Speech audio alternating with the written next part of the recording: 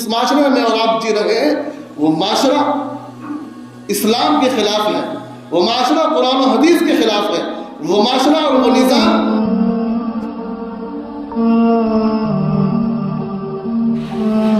آئے دنیا میں بہت پاک و مکرم بن کر، آئے دنیا میں بہت پاک و مکرم بن کر، آیا نہ کوئی مگر رحمت عالم بن کر۔ گزشتہ ہفتے بات یہاں تک پہنچی تھی کہ اللہ کے رسول صلی اللہ علیہ وسلم کو لے کر کے حضرت حلیمہ اپنے گھر میں آ جاتی ہے۔ جس گھر میں پانی میسر نہیں تھا، جب ان کے شوہر بکری کا دودھ دھونے کے لیے بیٹھتے ہیں تو برتن جو گھر کے برتن تھے وہ سارے دودھ سے بھر جاتے ہیں۔ ان کے شوہر بار بار آواز دیتے کہ حلیمہ اور برتن لے کر کے آؤ۔ حضرت حلیمہ جواب دیتی ہے کہ سارے گھر کے برتن میں لے کر کے آ گئی ہوں، سارے دودھ سے بھر گئے ہیں، اب کوئی برتن باقی نہیں ہے۔ اللہ کے رسول صلی اللہ علیہ وسلم کی مہمان نوازی خود رب العالمین فرما رہے ہیں۔ جب رات کا وقت آتا ہے تو بنو سعد کے قبیلے کے لوگ سارے کے سارے حضرت حلیمہ کے گھر تشریف لاتے ہیں اور دروازے پر دستک دیتے ہیں۔ حضرت حلیمہ گھبرا جاتی ہے کہ رات کا وقت ہے، اس وقت کون آیا ہوگا، وہ پریشان ہو جاتی ہے۔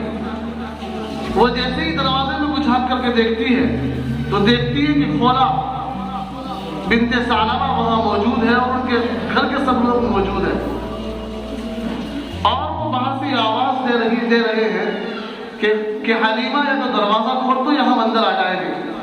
تو حضرت حلیمہ گھبرا جاتی ہے، پریشان ہو جاتی ہے کہ اس وقت ان کے آنے کا کیا مطلب ہے، کیوں آئی ہے۔ تو فوراً حضرت حلیمہ دروازہ کھولتی ہے اور دروازہ کھولنے کے بعد خولا پوچھتی ہے کہ حلیمہ سچ سچ بتانا، جو میں سوال کروں اس کا صحیح صحیح جواب دینا، جو میں سوال کروں اس کا صحیح صحیح جواب دینا۔ حضرت حلیمہ گھبرا جاتی ہے، کہیں میرے شوہر نے کوئی جھگڑا تو نہیں کر لیا ہے، کہیں میرے شوہر نے کسی سے لڑائی تو نہیں کر لی، کیا بات ہے آخر، یہ ذہن میں خیالات آنے لگتے ہیں۔ تو خولا پوچھتی ہے کہ حلیمہ اتنے گھر میں جو چراغ آیا ہے تو کہاں سے لے کر کے آئی ہے، جو چراغ تو اپنے گھر میں لے کر آئی ہے، کہاں سے لے کر کے آئی ہے۔ اب حضرت حلیمہ کا ہاتھ پکڑا ہوا تھا خولا نے، فوراً ہاتھ چھڑاتی ہے اور جوش میں آتی ہے، یعنی اب تو ان کی بات نہیں نا جو پریشانی والی بات تھی۔ حضرت حلیمہ فرماتی ہے کہ میں کوئی چراغ خرید کر نہیں لائی ہوں، میں کسی بازار میں نہیں گئی ہوں، بلکہ میرے گھر میں ایک مہمان آئے ہوئے ہیں، ان کے نور کی برکت ہے کہ جو نور آپ کے گھر میں پہنچ رہا ہے وہ میرے گھر میں موجود ہے۔ تو خولا کہتی ہے کہ مجھے ذرا اس کا چہرہ دکھاؤ۔ تو حضرت خولا جب خولا اندر جاتی ہے اور جا کر کے جیسے رسول اللہ کے چہرے انور سے چادر ہٹاتی ہے تو دیکھتے ہی ان کی آنکھیں چلیا جاتی ہے اور بے ساختہ یہ الفاظ کہتی ہے کہ حلیمہ تو اتنا نورانی اور چمکتا دمکتا چہرے والا بچہ کہاں سے لے کر آئی ہے، یہ بچہ تو کہاں سے لے کر کے آئی ہے۔ تو حضرت حلیمہ جواب دیتی ہے کہ میں مکے سے لے کر کے آئی ہوں، اور جب سے میرے گھر میں یہ آیا ہے میرے گھر میں چراغ جلانے کی ضرورت نہیں ہے، روشنی روشنی ہو رہی ہے، سارے اندھیرے ختم ہو گئے۔ جس گھر میں پانی میسر نہیں تھا، غربت تھی، فاقے تھے، اس گھر کو اللہ نے ہر چیز کی فراوانی عطا کر دی۔ یہ رسول اللہ کے بچپنے کی برکت ہے۔ یہ خولا وہی ہے، اس کو نہیں معلوم تھا کہ ایک زمانہ ایسا آئے گا کہ میں رسول اللہ کے پاس جاؤں گی اور اپنے شوہر کی شکایت کروں گی۔ اسے کیا معلوم تھا کہ یہ بچہ آگے چل کر کیا بننے والا ہے، اس بچے کا کیا مقام ہونے والا ہے، اس بچے کی کیسی حکومت ہوگی، کسی کو نہیں معلوم تھا۔ یہ وہی خولا ہے جن کے بارے میں قرآن کریم کی آیت نازل ہوئی ہے، قد سمع اللہ قول التي تجادلك في زوجها وتشتكي الى اللہ۔ ایک مرتبہ اللہ کے رسول بیٹھے ہوئے تھے، یہی خولا بنت ثعلبہ آئی اور آ کر کے کہا کہ اے اللہ کے رسول، میرے شوہر نے مجھے طلاق دے دی ہے، اب میں کیا کروں۔ اس وقت جو طلاق تھی طلاق زہار تھی، وہ طلاق ایسی تھی اگر شوہر اپنی بیوی سے یہ بات کہہ دیتا کہ تو میرے اوپر میری ماں کی پیٹھ کی طرح حرام ہے، تو اس وقت یہ طلاق ہو جایا کرتی تھی۔ یہی دستور تھا۔ خولا بنت ثعلبہ کو ان کے شوہر نے ایسا ہی کہہ دیا تو یہ رسول اللہ کے پاس تشریف لائی اور آ کر کے کہا، اللہ کے رسول مجھے میرے شوہر نے یہ بات کہی ہے۔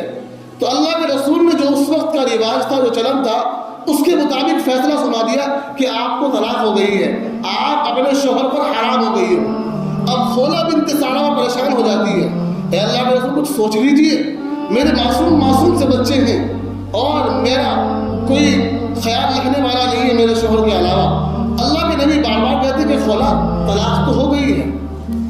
اب خولا بنت ثعلبہ کہتی ہے، اچھا آپ میری بات نہیں سنتے ہیں، میں آپ کے مولا کو سناتی ہوں، میں آپ کے رب کو سناتی ہوں۔ میرے دوستو ہمیں خود غور کرنا چاہیے کہ وہ ایک عورت تھی، اس نے عرش کو ہلا کر رکھ دیا تھا۔ آج ساری دنیا اللہ اللہ پکار رہی ہے، ساری دنیا اللہ کے سامنے گڑ گڑا رہی ہے۔ آخر کیا وجہ ہے کہ ہمارے حالات نہیں بدل رہے ہیں، ہمارے حالات نہیں چینج ہو رہے ہیں، ہمارے اوپر بجائے آسانی کے اور بجائے ہماری مدد کی نصرت کے ہمارے اوپر پریشانی آ رہی ہے۔ آخر کیا بات ہے؟ ہر جگہ دعائیں کی جا رہی ہے مسلمانوں کے حق میں اور مسلمانوں کے حالات کے سلسلے میں، لیکن کوئی تبدیلی نہیں۔ وہ ایک عورت تھی، اس نے کہا کہ اے اللہ کے رسول اگر آپ میری بات نہیں سنتے ہیں تو میں آپ کے مولا کو سناتی ہوں۔ کیا ان کے الفاظ تھے؟ اس نے کہا کہ اے اللہ آپ کو معلوم ہے کہ میرے معصوم سے بچے ہیں اور میرے شوہر کے علاوہ کوئی دوسرا نہیں ہے، آپ فیصلہ میرے حق میں اتارنا۔ ایک تو اللہ اس معاملے کو آسان فرما، ایک کہہ رہی کہ فیصلہ ہی میرے حق میں اترنا چاہیے۔ حضرت عائشہ کتنی کرتی ہے اللہ کے نبی کے بالوں میں، تو جیسے ہی وہی اللہ کے نبی پر وہی کیفیت شروع ہو جاتی ہے تو پسینہ آنا شروع ہو جاتا ہے۔ تو حضرت عائشہ کہتی ہے خولا ذرا رکو، وہی آ رہی ہے، ذرا رکو وہی آ رہی ہے۔ خولا بنت ثعلبہ اور روتی ہے اللہ کے سامنے اور ہچکیاں بن جاتی ہے اس کی، اور کہتی ہے اللہ فیصلہ میرے حق میں آنا چاہیے، جو چلن ہو اس وقت کا جو رواج اور معاشرہ جو چل رہا ہے اس کے مطابق فیصلہ نہیں آنا چاہیے۔ اللہ کو مجبور کر رہی ہے ایک عورت، اور آج پوری دنیا اللہ کے سامنے رو رہی ہے۔ حالات بدل نہیں رہے ہیں، حالات سازگار نہیں ہو رہے، کمی تو ہے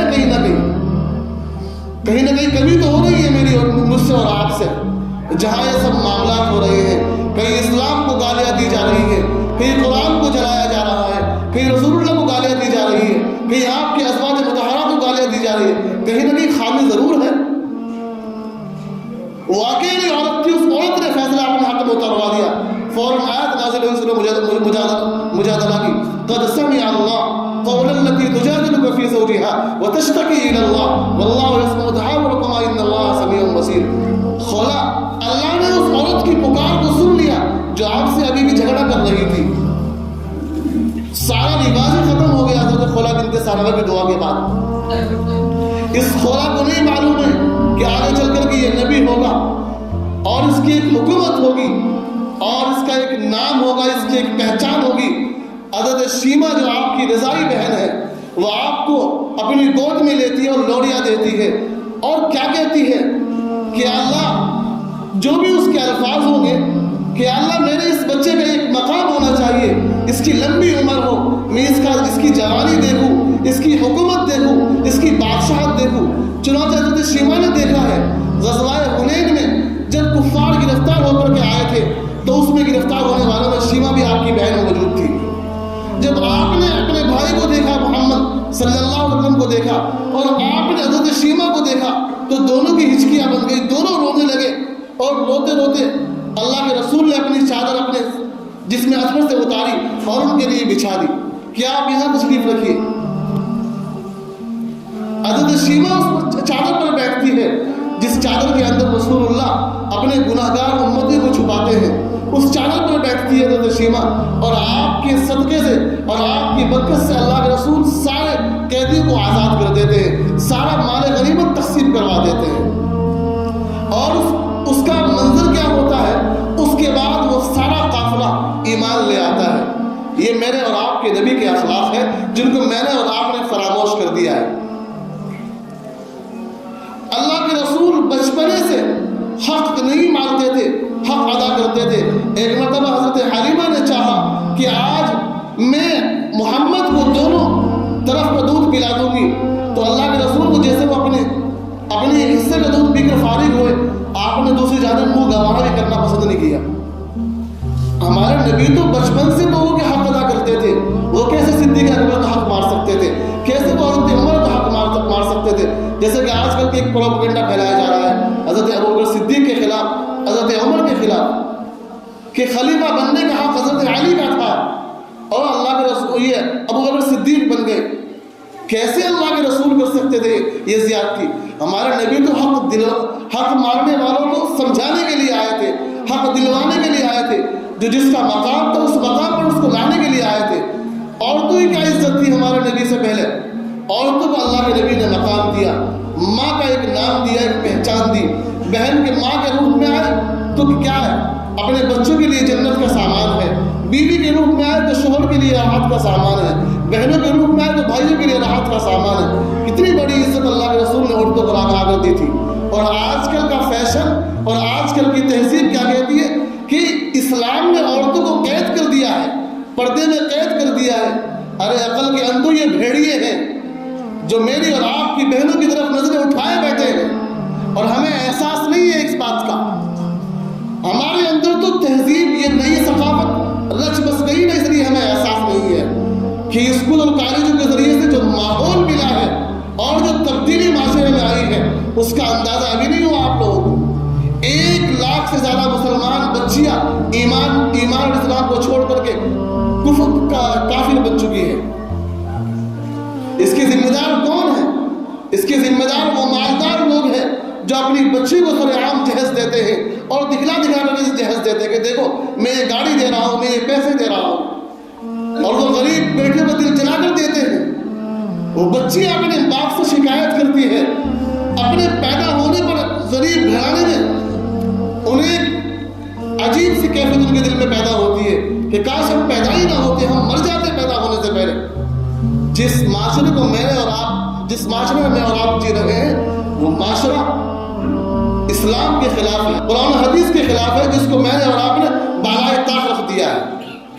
ہر چیز ہم نے یاد رکھی ہے، ہر چیز ہمارے ذہنوں میں رہی ہے۔ اگر کوئی چیز فراموش کی ہے، کسی چیز کو ہم نے بالائے طاق رکھا ہے، جو سب سے اہم چیز تھی، جو سب سے مقدس، سب سے بابرکت کتاب تھی، اس کو ہم نے المانے کی زینت بنا دیا ہے قرآن کریم کو۔ ایماندار سے اتنے لوگ بیٹھے ہوئے ہو، آج صبح کے وقت قرآن کریم میں کس نے زیارت کی ہے؟ مجھے اور آپ کو اپنے اوپر شرمندگی ہے۔ جو ہماری ہدایت کی جو کتاب آئی تھی ہم نے اسی کو اٹھا کر رکھ دیا۔ جہاں سے ہمیں فائدہ ہونا تھا ہم نے اس کو بند کر رکھ دیا ہے، اور جہاں سے نقصان ہونے تھے ان چیزوں کو ایجاد کرنا شروع کر دیا ہے۔ کہاں سے اللہ کی مدد آئے، کہاں سے اللہ کی نصرت آئے؟ ایک عورت نے پورے عرش کو ہلا کر رکھ دیا، اور آج ساری دنیا میں اللہ اللہ، یا اللہ ہمارے گناہوں کو معاف فرما، حالات سازگار فرما، درست فرما۔ پھر بھی حالات کے اندر کوئی تبدیلی نہیں، کوئی چینجنگ نہیں، کمی ہے۔ ایک صحابی اللہ کے رسول کے پاس ہے اور آ کر کے کہا ہے اللہ کے رسول میں دعائیں مانگتا ہوں قبول نہیں ہوتی۔ فرمایا کہ جب انسان کی آنکھ حرام دیکھتی ہو، زبان حرام بولتی ہو، پیٹ میں لقمہ حرام جاتا ہو، آنکھیں حرام دیکھتی ہو، ہاتھ حرام چھوتے ہو، بدن پر لباس حرام پہنتا ہو، پاؤں حرام کی طرف چل کر جاتے ہو، پھر صبح سے شام تک اور شام سے صبح تک کتنا بھی انسان اللہ کے سامنے گڑ گڑائے پھر توبہ قبول ہونے والے نہیں ہے۔ مجھے اور آپ کو بدلنے کی ضرورت ہے، اپنی روزی کو دیکھنے کی ضرورت ہے، اپنے ایمان کا جائزہ لینے کی ضرورت ہے، اپنی آنکھوں کے اندر حیا پیدا کرنے کی ضرورت ہے۔ ان ہاتھوں کو کسی غریب بیٹے کی یا کسی غریب آدمی کی مدد کے لیے یہ ہاتھ اٹھیں گے تو جب بھی فائدہ ہو سکتا ہے، اس کے علاوہ کوئی فائدہ نہیں ہوگا۔ قرآن کریم سے ہدایت آئے گی، قرآن کریم سے آپ کو رہبری ملے گی، راستہ ملے گا، منزل ملے گی۔ اور جب منزل کا پتہ نہیں تو پھر مسافر تو چاہے کہیں چلا جائے۔ وَهَدَيْنَاهُ النَّجْدَيْنِ، ہم نے انسان کو 2 راستے دیے ہیں، ایک راستہ جنت کا، ایک راستہ جہنم کا ہے۔ جس راستے پر پھول اور شعلے بچھے ہوئے ہیں، پھول بچھے ہوئے ہیں، اس راستے کو میں اور آپ جنت سمجھ بیٹھے ہیں۔ یہاں جب اللہ نے جہنم کو پیدا فرمایا تو اس کو آسائشوں سے گھیر دیا، راحتوں اور فرحتوں سے گھیر دیا، اور جب جنت کو پیدا فرمایا تو تھوڑا مشکل سے گھیر دیا اس کو۔ نماز نماز پڑھنے میں تھوڑی تکلیف ہوتی ہے، آدمی کو وضو کرتا ہے، پریشانی ہوتی ہے، ساری چیزیں کرنی پڑتی ہے، لیکن پریشانی اس انسان کے لیے ہے جسے عادت نہ ہو، جسے اللہ اس کے رسول سے محبت نہ ہو، اور جس کو محبت ہوگی اس کے لیے کوئی پریشانی نہیں، کوئی ٹینشن نہیں، وہ تو فوراً شوق سے یہ کام کرے گا۔ اللہ ہم سب کو عمل کرنے کی توفیق